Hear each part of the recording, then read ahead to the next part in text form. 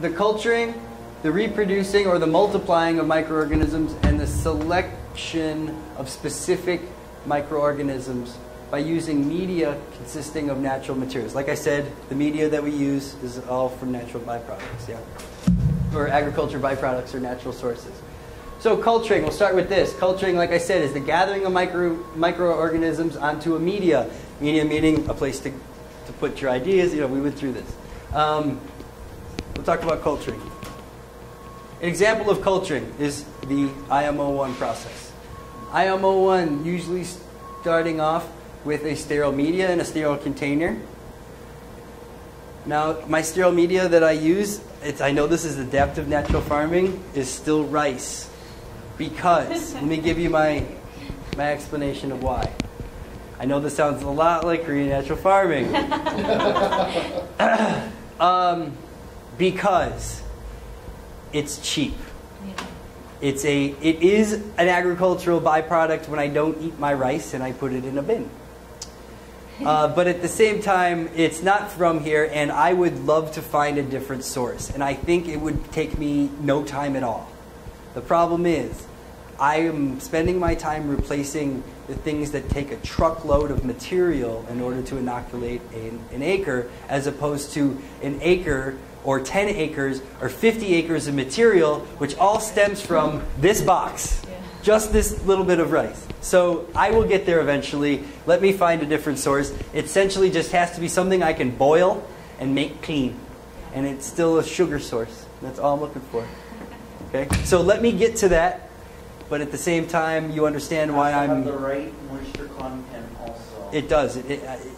But I don't think it's going to be that hard to find a source in Hawaii for this. As long as I can steam it. I think it would be a great source, but at what point can I clean it and make it completely sterile and still have it as a sugar source and that kind of thing? So it's all testing. I need to do all that. But right now I'm replacing the big stuff, the stuff that costs, you know, the mill run and those things, the sugars that cost $50 for a 50-pound bag. Forget that. Okay, so we're looking at this. This is leftover rice from my kitchen that I gathered over a week. Sterile media, at one point it was sterile, so it was steamed, and I put it into a sterile container. I used cedar. It's a cedar box with no top. So what I did was I went out to the store and bought 20 foot of cedar, sawed it up with a handsaw, nailed it together, and it was done in an hour. And I have this wonderful cedar box. The reason why I use cedar is because it has terpenoids in it. Terpenoids are antibacterial and antimicrobial. So that's the closest I can get to a sterile media, right? You don't see microorganisms breaking down cedar planks in your garage for periods of 10 years. They just sit there and they smell good. The reason why they smell good is from the terpenoids. Okay? I then inoculate the sterile media with indigenous microorganisms, and I ensure I do this in an aerobic condition. So I make sure that there's always going to be air present as much as possible. Question. Question. I've heard that coconut oil is antimicrobial, antibacterial, so those conditions. Now, what about the using coconut wood? Okay. Does it have some of those same properties as for the purpose of using cedar? I don't know, but I don't think that the palm wood itself would. Oh, as the wood for a box. Coconut wood. I'm just thinking in terms wood. of a local Maybe. product. Yeah, that's a good. Because I know that there are phytochemicals in a coconut shell and in the plant and in the leaves. So I would assume that would possibly work. I'd say go ahead and give it a try. Or if you got some wood, if you got some timbered out coconut palm, I will happily experiment with that. Okay. Yeah. But at the same time, it's really hard for us to source terpenoids in Hawaii. Now, if you're on the mainland, you can find all kinds of trees and all kinds of stuff that have that. But it's hard for us to find terpenoids because it's more of a reaction in different. They possibly. I want to know. I want to know more about it as far as that goes. But like I said, this is another one of the things it's where the same as mesquite. Okay. So I don't know, terpenoids in mesquite, I don't think they're terpenoids. Okay. It's a different phytochemical. Don't quote me on that, but I'm pretty sure. Once again, this is another $17 thing that I bought once and never have to buy again. And if I need to replace this thing in the process of developing adaptive natural farming, I will get to this. But like I said, I'm doing truckloads of material first. Okay, so Bob likes when I make IMOs. I'm going to take the sterile media. There's two ways to do this. There's the Korean natural farming way, which is taking the box, putting it out into the environment, protecting it from animals, and having the box buried halfway into the soil. I don't really like this method so much because my issue is that some of the microorganisms that are not air dispersed by air can't really get into there. So what I do is I'll actually take soil from different layers of my land. So I will dig a hole and get a profile, and I will take a little bit of soil from the top, a little bit from further down because it's going to be a different set of microorganisms, and a little bit further down maybe to the end of my spade, so 12 inches or so. And then I make sure I get those microorganisms and not just ones that are going to fly in there by dispersing through air. Most microorganisms reproduce through water, and what I'm trying to do is enable that. That microorganisms use the water film that is on the outside of surfaces. Everything we have has a water film on it, and it's able to get around through certain zoospores and things with flagella that it can swim uphill and all these good stuff. So most microorganisms are going to disperse that way. So what I do is I actually sample leaf matter, and not so much leaf matter in that I don't get leaves from a forest like other forms of natural farming say, and in this area and that. I just get the microorganisms that exist within my plot. So I will get leaf matter and old crop residues and all things that are from my area, and I'll inoculate with that. So you don't specifically look for the white colony of fungi to... No, because I'm looking for a large consortium of things, but at the same time, when I do look for those things, I tend to get more white mass in my IMO1. Diversity. But I like a little bit more color. You know, I like, because a lot of the aerobic ones are going to be of a pink or a yellow color. The blacks that you'll see and the dark greens, those are going to be in anaerobic conditions and not necessarily beneficial. So the goal would be to identifying, once you inoculate the box, let it sit for about 5 days, covered up with paper towel or something. And I usually put it in my garage, so it's just away from animals. I put it up on an area. I've only once had a mouse go in there, and it wasn't a big deal. And then taking those off and looking for the right color of microorganisms. So how do you use the samples of your soil profile? How do I use it? Yeah. I pull a soil profile, I'll dig down about 12 inches, and then I'll just with my hand I'll grab from the surface to the middle and then the bottom. But then how do you Sprinkle on top. So what I'll do is I'll cover this with a permeable layer, usually paper towel or something. But I don't want to make it too divided. I want a little bit of contact because I want the water to flow down. And I'll actually usually cover this and give it a little spray, which they actually say not to do in a lot of different kinds of natural farming because it causes anaerobic conditions and water can pool in there. But I made this in a right way where there's perfect drainage. I'm quite confident that I could spray water on this thing for an hour and it'll just go straight through. So, so the water causes these microorganisms to reproduce, and then it trickles down into here. But mostly, just like Korean natural farming, it's going to be the airborne ones. But I want to make sure that I isolate and choose and select certain ones from the soil that wouldn't normally be able to enter the inoculation area. Let's go back. The brighter colors come when there's more air. The darker colors. Darker is coming when there's no air. Darker colors are nowhere. So the black and browns and the greens. I just want to make sure I got it right. Anaerobic conditions versus aerobic conditions. Okay. Second one, we always look to reproduce or multiply our microorganisms, which is basically starting off with a small sample of IMOs and feeding them and providing optimal conditions for the spread of the IMOs on a media made of locally available materials. It's a lot of words. Everybody understands that. Example of reproduction would be IMO 2 and into IMO 3 and 4. But let's just look at IMO 2 and 3 real quick. Reproduction has to happen with what? I mentioned it earlier. You need to have a food source. And you need to have the proper environment and conditions. So, let's start off with the food source. Reproduction. This is what we're doing, creating more. We need to feed the microorganisms that are in here. I took the rice material, put it in a 5-gallon bucket, and I will feed it a sugar source. Sugar being a carbon source. You don't necessarily have to use sugar. I'm able to produce evaporated cane sugar and certain things because of my relationships with local farmers, which I have fought tooth and nail to get. So, if you can't source the types of sugars that I'm using, I'm sorry. You will have to work harder, just like me, and source them or figure out a way to get them. But either way, when I do it, it's within that 20-mile radius, generally. Okay? So you don't use sugar, cane sugar, or brown sugar? I have before. I choose to use evaporated cane sugar because of my resources. I can. Feel free to use it. It's one of those things, like I said, it's a 50 pounds for a 50-pound bag, but you can do an acre of land with the amount of sugar that you're using. It's a $50 investment. If that's what you have to do for your operation, then that works.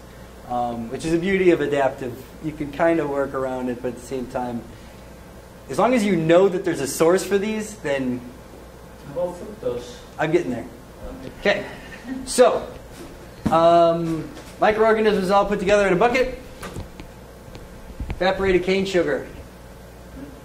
1-to-1 ratio by weight. I go bounce between weight and volume on a lot of these, so pay attention. Everybody who's done Korean natural farming understands this method. It's actually in your handout. Okay. We're going to take that on a 1-to-1 ratio. We're going to put in 5-gallon bucket, permeable layer on top, paper towel, tied off with a rubber band or something. You know what I like to use? Like for Christmas presents, that wrapping paper that goes in the gift bags, gift paper. Because it's big. You put a big sheet over it, and then I use a wire and I do it real tight around. So you'll notice that it's not permeable as most, and you actually get some moisture buildup, and it's real good to kind of open and aerate that a little bit to ensure that there isn't anaerobic conditions happening. Because you got to make sure that when you put that permeable layer on top of the bucket, that water vapor will go up and cause an air trap, and that the microorganisms in there might use up all the air, and then it creates anaerobic conditions, and then you have problems. So you have to make sure that your permeable layer doesn't become moist from the decomposition and the breaking down of the rice. Okay? Eventually you're left with, I call it gruel. And it is the same microorganisms, all of them, all the good, all the bad, everything you just collected, and it's sitting on its couch in its house, and it's just shaking, ready to go somewhere and get it on. Okay? So they're all freaking out. They want to just get out there. So we just have to give them a media to spread onto. James, How long? your 1-to-1 ratio, you're using IMO to the sugar, right? I mean, The whole rice. IMO 1 Yeah. with your sugar at this point. Exactly. IMO 1 with your sugar and a 1-to-1 ratio. And the whole point of covering it with the permeable material is just to keep things out. Is that the Keep only things point? out. Yep. Yep. Screen or If you could use a screen is okay, but you get bugs. You will get bugs. Little bugs will get it. Yep. Okay. Yeah, that's what I like to use something that even the smallest insect can't get through. And how long is it in this thing with a cover? 5 to 7 days. 5 to 7 days. And what's happening here is two things. Osmotic pressure, which I'll touch on now. What's happening with osmotic pressure is the pressure of sugar when it lays against a water-filled surface, like a strawberry, right? You have a strawberry, you take sugar and you put it on it. You got all your strawberries, put it together into compote, and you put it in the fridge, and what happens? Combine. It doesn't combine.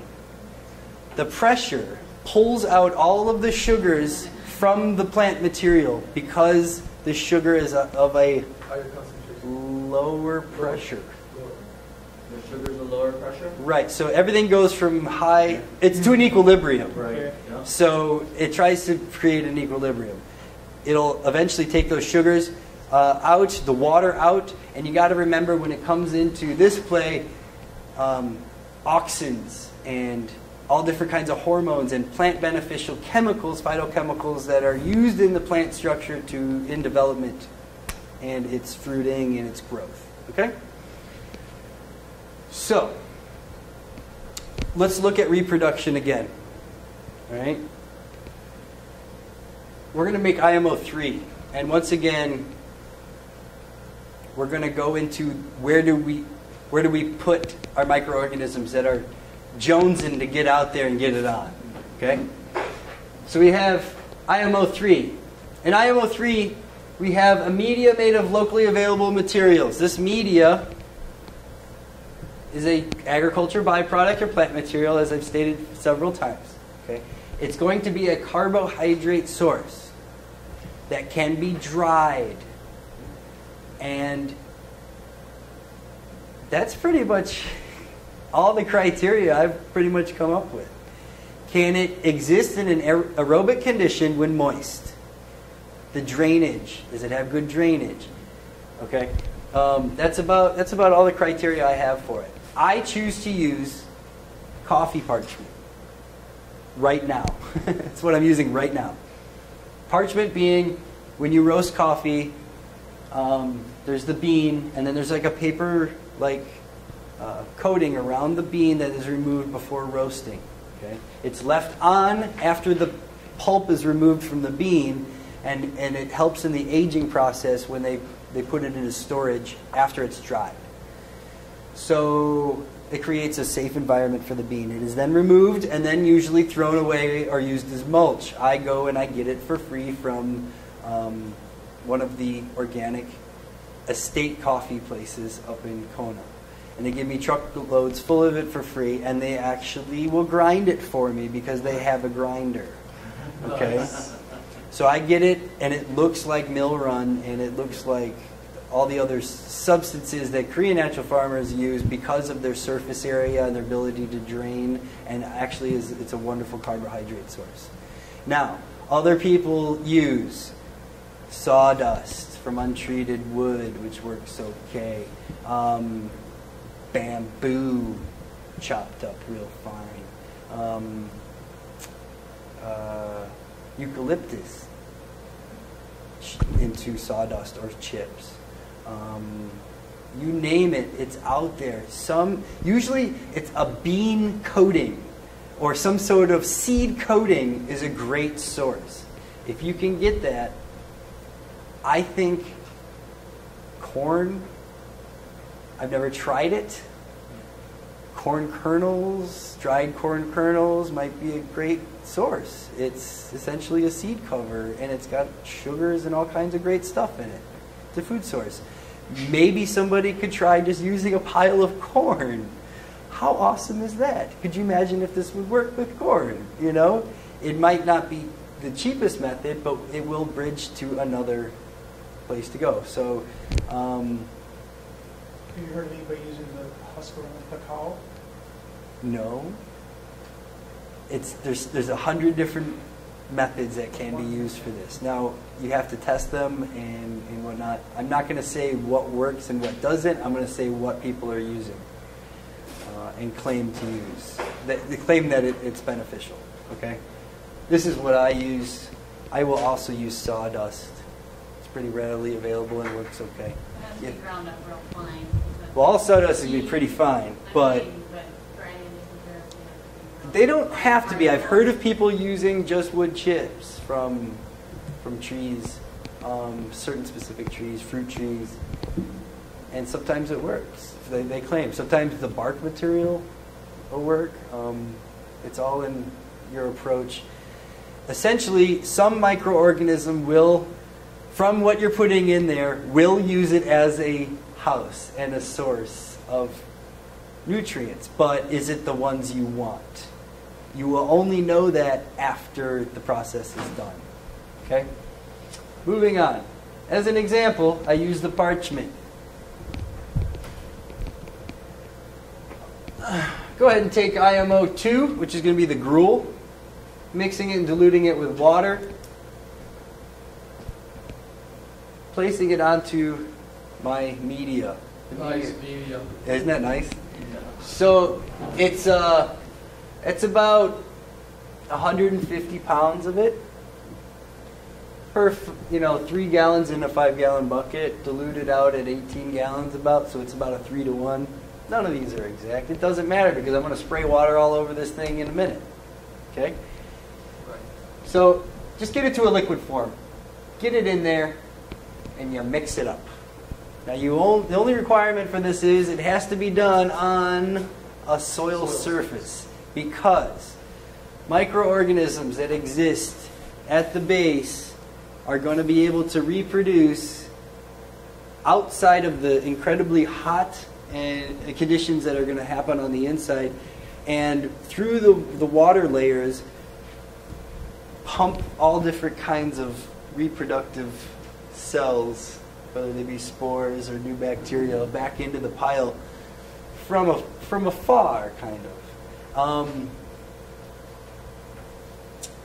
You want a moisture level of 70%. I use a Scout prong measuring device, which is a scientific device, and I only use that because I got it on eBay for $90. It's a $600 device. I couldn't pass it up. Most people will use the clumping method. If you can make a snowball or a ball with it and then hold it out and it holds its shape, it doesn't drip off, and then you take your finger and you can push it down and it crumbles apart, you're right about anywhere between 50 and 80%. Okay? The goal is, in this phase, to keep it at that moisture level. You do that by adding a little bit more water. They say not to use tap water. In Hawaii, it's okay, and where we don't really have any kind of treatment per se. But if you're on the mainland or you're using tap water, I would certainly recommend using rainwater instead, because there is chemicals in certain tap waters on the mainland, like chlorines, that will kill microorganisms. Okay. So you want to keep it on the soil surface so that the microorganisms can kind of transfer between the pile and the safe haven of the soil. And then as you're mixing it, certain microorganisms will be brought into the middle. On the first batch, or first making of it, you get a nice wet pile, and then I cover it with grasses from my local spot, my site-specific spot. How many doing on time? I mean real time. Well, Versus class? Yeah. 3:39. Okay, we're good. I got to speed it up a little bit. So site-specific grasses go on top, and the goal there is to allow for air to transfer. I do this in a covered area away from UV light, and that's what I recommend. Some people just do it under a tree and it works fine, but this will actually aid in the UV's light from hitting the microorganisms. Dry material. Yeah. Dry. It's dry, definitely dry. You don't want it wet because it'll cause anaerobic conditions. Let it sit for 7 days. You want to monitor the temperature in this pile. It can get up to 150, 160 degrees. You want to maintain it somewhere right around, I'm converting from Celsius because I have to write all my reports in Celsius. It's about 120 degrees Fahrenheit, about. If it goes over that, you got to stir it, and you got to mix it up, and you got to aerate it, and you should be doing that anyway, at least 2 to 3 times during the week-long process. You'll find that the first phase is a hardening shell. Once you remove the reeds and the grasses, in the last class they asked, should I use a tarp, should I use this? I like to use this method because I can take all the grasses in one clump and just move them aside. The tarp, I think, doesn't allow enough air exchange, so they said, should I use wood chips? And I said, just getting all those wood chips off to get in there and stir it, you eventually will have IMOs with wood chips in it, and there's a little bit too much carbon, I think, at that point. Dry palm fronds. Palm fronts, yeah. Anything over top. I use the big elephant ear taros as well, which I had on the side of the picture of Bob, and I'll use that as a cover. So anything that just allows air transfer. Plus, there's wonderful beneficial microorganisms on that. All right, you got to remember that during this phase, as I started at this point, there are some harmful pathogens in here. The thermophilic activity, the metabolic activity that's going on in the structure where all the microorganisms are moving around and they're rubbing into each other and causing high levels of friction. And so thermophilic properties happen. So like I said, it can get up to 150 degrees. We got to maintain it around 120. And at anywhere between 110, 120, 130 degrees, most plant pathogens cannot exist at those higher temperatures for a sustained period of time. There are some that can. This is where our science has to come in. I need to prove that if I inoculated a pile with Phytophthora on purpose, what comes out in the end, I need to test that and find out how much Phytophthora is left after this process. So that's one of my goals for study.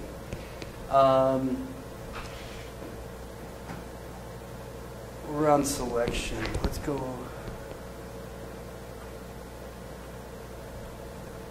Let's look at this again.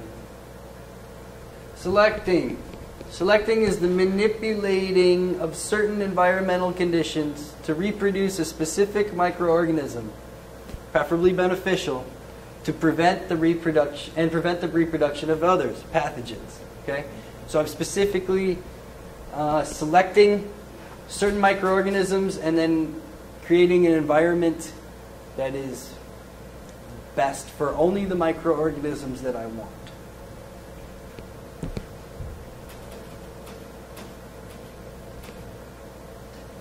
In selection, I use these high temperature thermophilic properties to select out the ones that I want. I know that the ones that I want on the beneficial side that can endure harsh conditions and exist in a high consortium of other microorganisms will exist, and the ones that can't won't be in there after I'm done. Also, the microorganisms that I'm selecting are tolerant to sodic conditions. Anybody know what sodic means? Salty. So I will actually use seawater, which I'll talk about in a second, to cause sodic conditions, which shows to me that if that microorganism can exist in that condition, that it's more likely the one that I want. Okay? Pathogens generally can't live in sodic conditions. Generally. All these are, there's always going to be one that can squeak through. Question? Just a point, all nutrients to a plant are salt. Yeah. So in order to be uptakeable, it needs to be some molecularly as salt. Yeah. So are these microorganisms going to be able to pass those salts along? And I want to know that the microorganism that I'm working with is can specifically live in my soil environment. First of all, by making